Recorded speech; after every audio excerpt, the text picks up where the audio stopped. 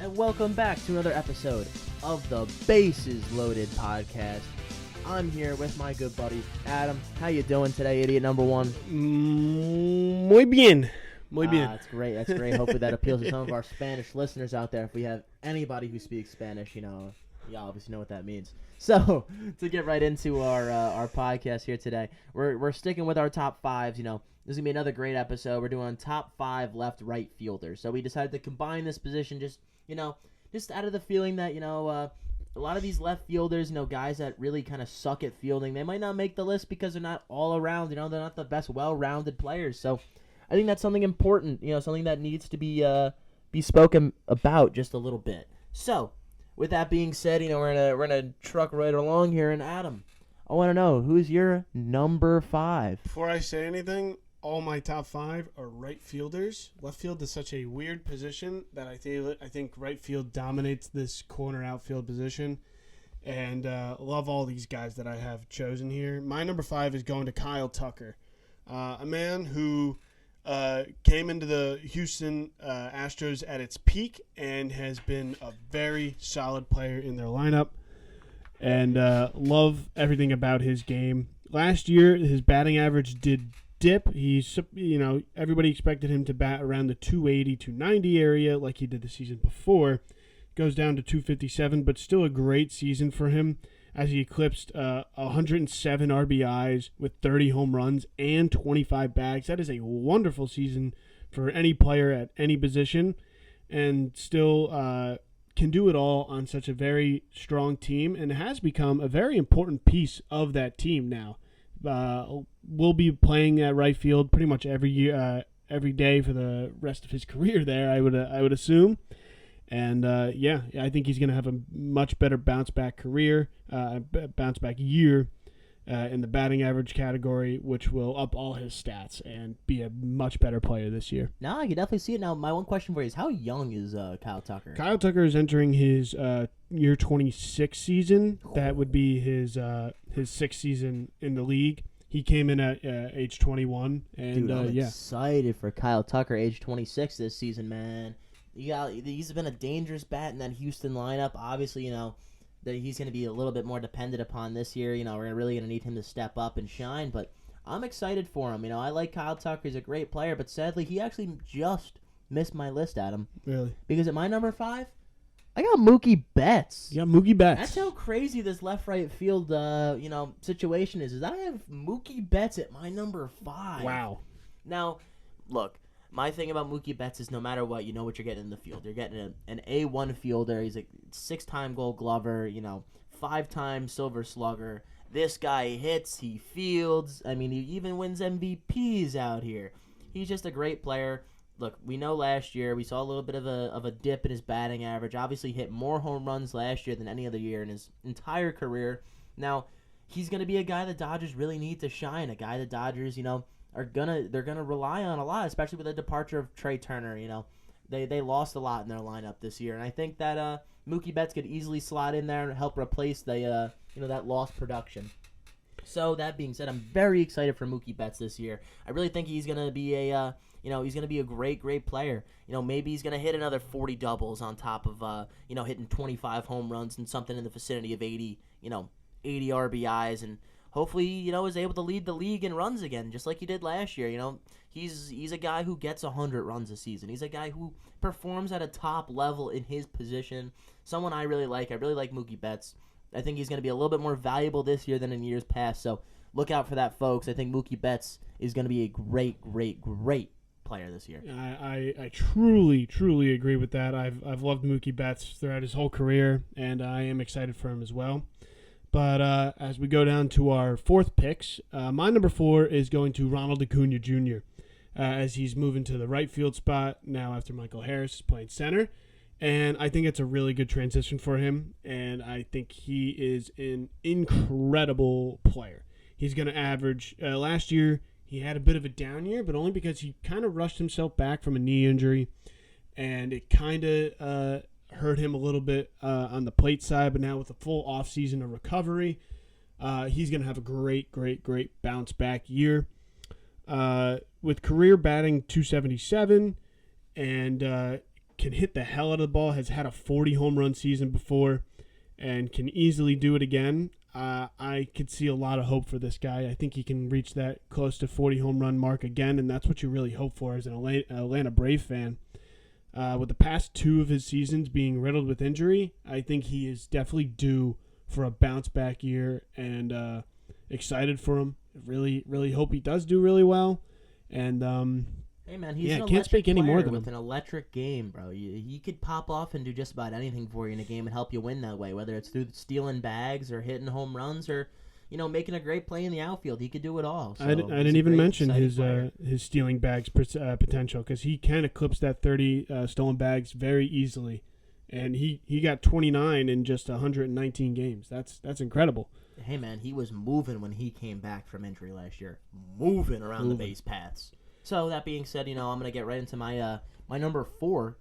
My number 4 is actually Bryce Harper. Now I know he's gonna have some injury concerns coming off of I believe he had elbow surgery. Yep. Obviously coming off of an unbelievable run. Now the reason why I have him listed as left-right instead of DH is because obviously left-right field is really his main position. Normally he's an everyday outfielder. You normally see him out there. Now obviously injuries have kept him out of being an everyday outfielder, but I'm not gonna put it past him. I'm still gonna keep him in this area just because I think it's important. So I really think Bryce Harper is just going to be that special type of player. We're really going to see him do some similar things to last year when he was able to play. Because when Bryce Harper touches the field, he's like a freaking lightning rod, man. You never know if he's just going to hit a absolute freaking bomb to win you the game or just do something crazy at the dish. I really like Bryce Harper. We saw, Bryce Harper is really starting to come into his own. I mean, he's been in his own for a long time now. Obviously, we know that he's a 2-time MVP. He's a phenomenal player. I really just like what Bryce Harper brings to this table. I think that, with a mostly full year behind, at the dish, I think that's going to really help, bring his numbers back up from what they were last year. I'm very excited for a full year, or almost a full year of Bryce Harper. I think, this NL East is really going to be a very, very exciting division this year, especially with a lot of the top talent at many of these positions in the league. I got to say, I'm pretty pumped up for this competition this year. Bryce Harper has always been an incredible player, no matter how much hate he gets for his personality. Incredible player. I did not put him on my list just because he did play DH all year last year, and I don't know what's happening next year.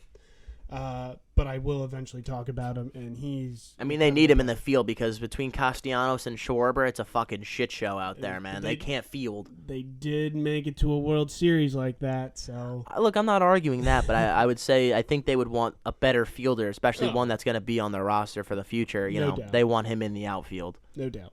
And then I'm going to move down to my number 3 pick. It's Mookie Betts. I love this man. Funny story. I went down to Nashville one time, got picked up from the airport, and the Uber driver that took me was like, yeah, you guys like baseball? And I go, yeah. He goes, yeah, I love bowling too, and I used to go bowling with Mookie Betts down here in Tennessee. I'm like, what? Yeah, it was incredible. And that just made me laugh. My Uber driver bowled with Mookie Betts. So what is he, like a pro-am bowler all of a sudden? Dude, he is that. He is? Betts is. He's shit. bowled a perfect score before. He's an incredible bowler, let alone an amazing baseball player.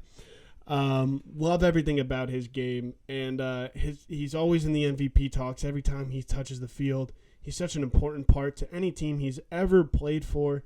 He's going to be in the heart of the lineup and everywhere, batting 1 or 2.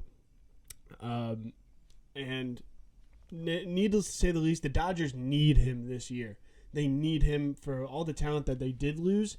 He needs to step up and become a player that they have to actually rely on heavily for them to be any team that they were last year.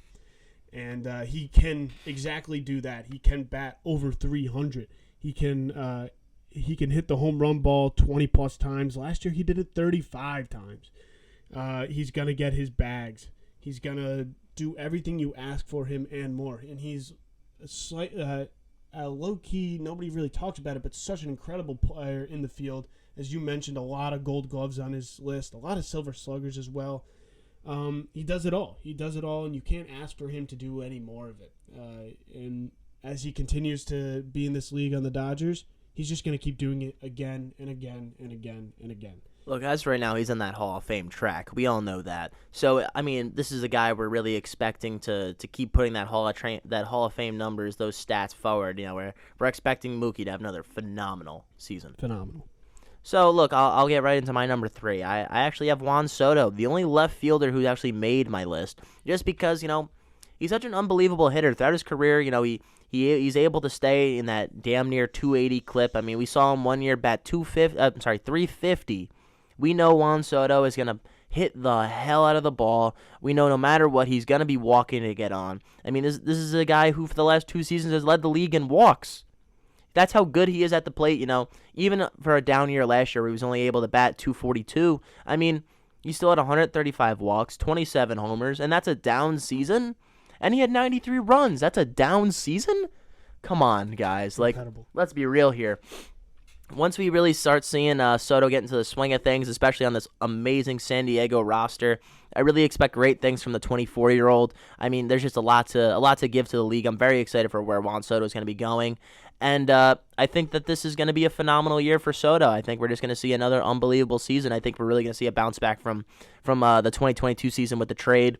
You know, Juan Soto will be a threat to be to worry about. He's going to be a guy in a lineup you're going to see. You're going to go, oh shit, we really got to make sure we handle him above a lot of these other guys. You know, he's able to hit so well. I mean, he's in the competition with guys like Machado and guys at other positions. Even though he can't field, his hitting is just so good that it puts him in that MVP status. So I'm excited to see Juan Soto have a bounce back year, really be the Juan Soto we've known from the Nationals team. Juan Soto had a quote-unquote down year and still won a Silver Slug last year. He's incredible in everything that he does. Yeah, you don't get a lot of guys who have a down year and are still able to win a freaking Silver Slugger. And he's only 24! It's crazy. It's absolute craziness. It really is. Wow, I love Juan Soto, but it's gonna be interesting when he becomes a free agent at the end of this year, you know. Yeah. Because this is gonna be one of the youngest free agents we've ever seen, especially a guy of this caliber. I can only imagine the money he's going to be getting to play left field. Now, sadly, it sucks that he just sucks so badly in the field, but I wonder to see if we'll see a switch to DH maybe in his future. That could be possible. I'm gonna correct you there, though. He has been playing right field for the past 2 seasons. And, Shit. Well, I'm going to be honest. He shouldn't play right field. He sucks in the field. He's god fucking awful. Left or right field does not matter. But he won't be playing right field on San Diego. I guarantee you they'll either have Tatis over in right or playing center. They're going to find a way to make sure that he sticks in left field. Yeah, no, he's going to play right. He does have a good arm, but either way, it would be nice to keep him at a DH position. But, yeah, he's got to improve somewhat on that fielding. No, 100%. So who do you have at I'm sorry, what number are you on, Adam? Did you lead this? Number 2. All right, I wasn't sure if you led off or not. I was a little worried. So, who's your number 2, my friend? Number 2, I'm going with last year's MVP, Aaron Judge. Wow, me too. That's so cool, Adam. We think alike. And what's incredible is he had one of the best hitting performances that we may ever see, and yet he might be the second best right fielder, in my opinion, that is. But what he was able to do last year is historic. Historic is the best way to put this. Easily. Every number you look at on his line, I don't want to say them all because everything is just amazing. It's incredible. And he deserves every recognition, every form of historical presence that he has because of this season. It's incredible. He really bet on himself, especially on being a contract year, and he made the most of it. Yeah, he almost won the Triple Crown, man. That's how crazy of a year he had. He was just off in his batting average, even though he batted .311. I mean, you can't ask for anything more from a guy like this. .311 and you hit 60 freaking 2 home runs. What the hell do you ask else from a guy? He carried the Yankees to winning his division, and I've never seen one man be so valuable to a team before in one singular season. He carried this team through the playoffs. To the playoffs and to the incredible record that they did have. I love this man.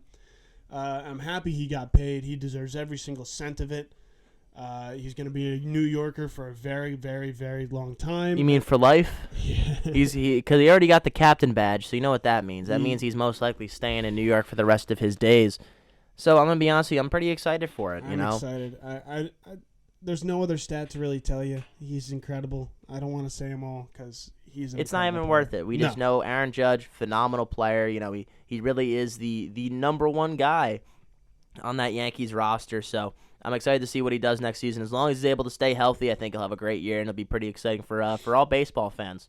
Mm-hmm. But obviously we both had Aaron Judge at number 2, previous MVP. A guy that no matter what is going to ball out this year as long as he's on the field. But my real question is, who's your number 1, Adam? I'm pretty curious. Well, you gotta wait for that. What's your? Oh, you said number 2. Yeah, we both shared number 2s, my friend. You're missing you got out. Nothing else to say about Aaron Judge? No, you said all that could be said. He's a great player. He gets the job done. He's deserving of the number 2, if not number 1 spot. But neither of us put him at number 1. So I want to know, who's your number 1, Adam? I think in my mind, it's a no-doubter is Juan Soto. The talent that he brings, the perfect. I've never seen a player with the most perfect eye for the ball sitting in the batter's box ever.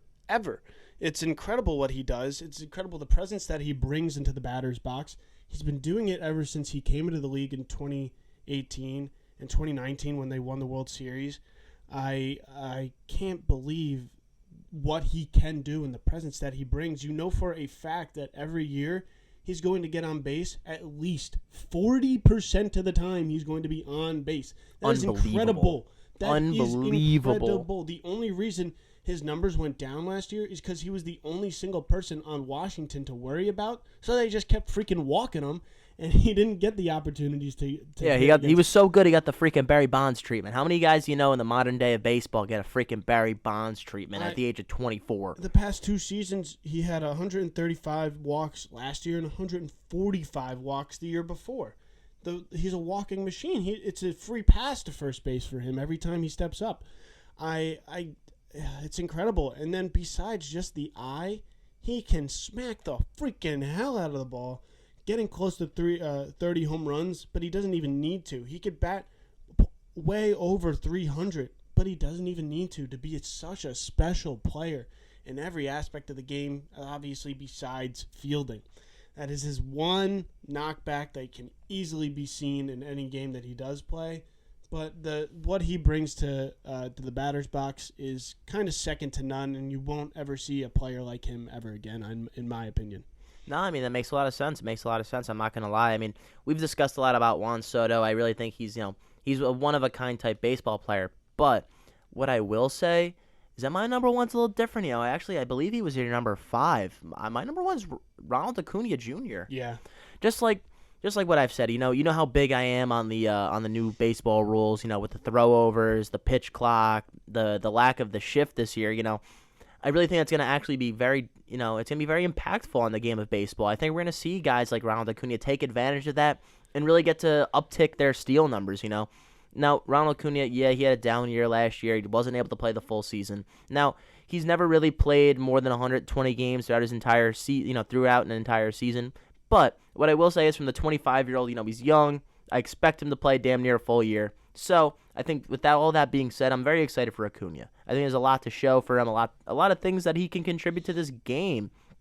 So what I will say is that, I like Acuna. I think that he's going to be stealing the bags a lot. I think he's really going to be a valuable player. We're going to see an uptick in his average. We're going to see an uptick in all of his stats. And I expect him to be, I really do expect him to be a 30-30 player this year. I really think that he's going to be that guy, have 100, I think he's going to be bigger in the runs category this year than he's ever been in the past. I think we'll see him have significantly less RBIs than what he may be accustomed to during a full season, like his 2019 season. Yep. But I really do think that he's going to be a top-of-the-order guy, get a ton of steals, get a ton of home runs, get a ton of runs. So I'm very excited for Acuna. This is really my guy. He plays great in the field. Now he's going to play right, so he can be even better than he was in center field. It really just allows him to not worry about some of those balls that, he's just not going to have to worry about playing 2 fields. So, like I said, I'm very excited for Acuna. I think he's going to be the guy that coming up this season for right-left fielders. He's an incredible player, and he should be recognized as a top player. I couldn't agree more. All right, folks. Well, we'd like to thank you. We'd like to thank you for listening. Thank you for coming out. We support you so you could support us. We're really thankful for that. But what I will say is that, it's time to wrap it up, time to get on with this show. So, Adam, you got anything you'd like to say to the folks at home? Mookie Betts might be a better bowler than he is a baseball player. That's all I got to say. That'd be something else now, wouldn't it? So, from all of us at the Idiots Podcast Network, really like to say thank you. Thank you for showing up. And go Mets, baby.